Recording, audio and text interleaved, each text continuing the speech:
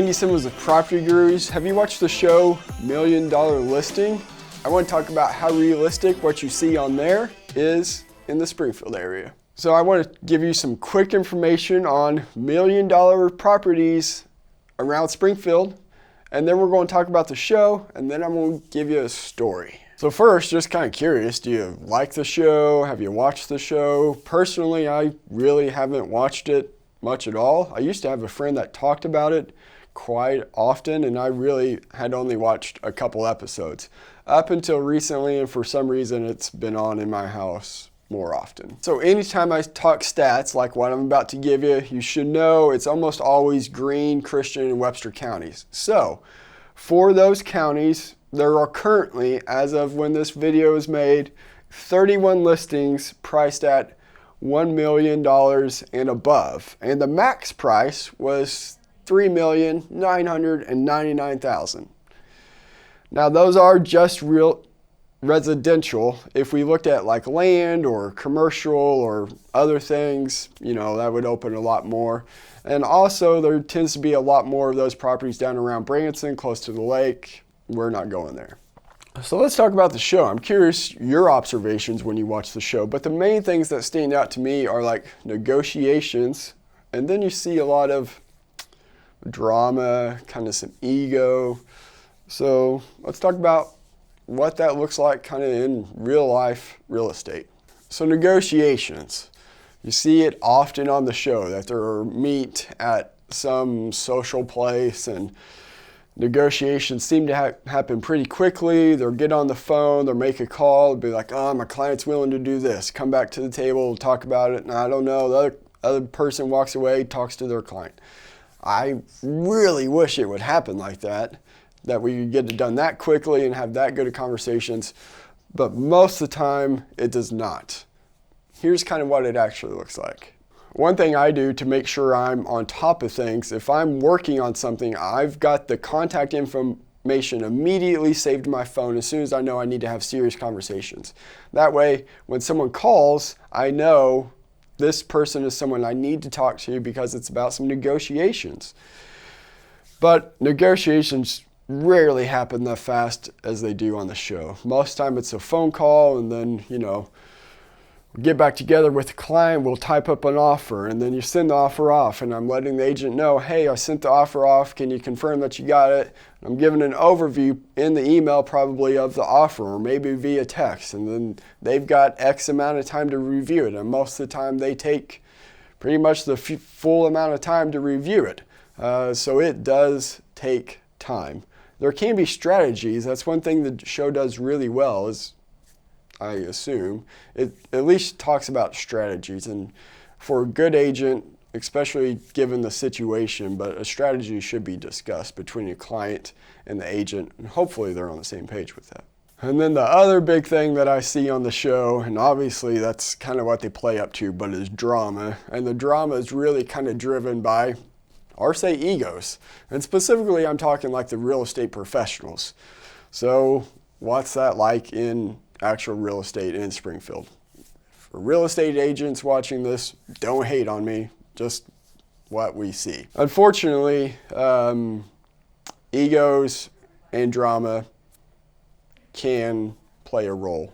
I really think it's my job to help mitigate clients' emotions and minimize drama in there, and if I'm going to do that, then it's especially my job to try to keep my emotions out of it.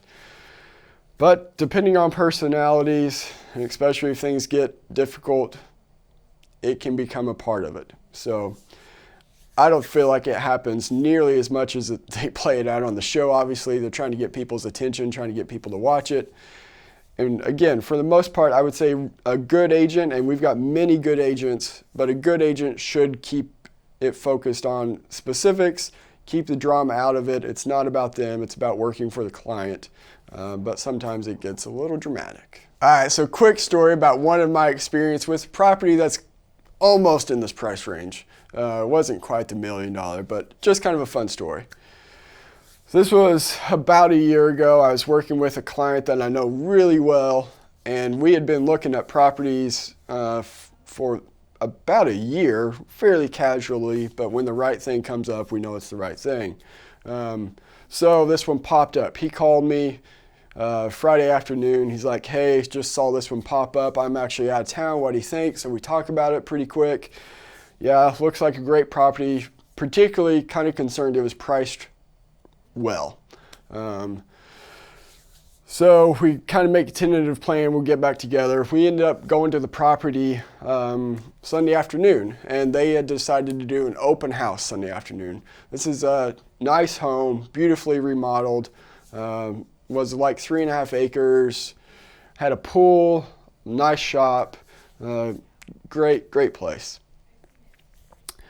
One thing I did strategy-wise, knowing that they would likely really like this and that it was priced well, I'm not sure I've ever done this before, but I printed an actual paper contract, so we're going back to like 1990 here.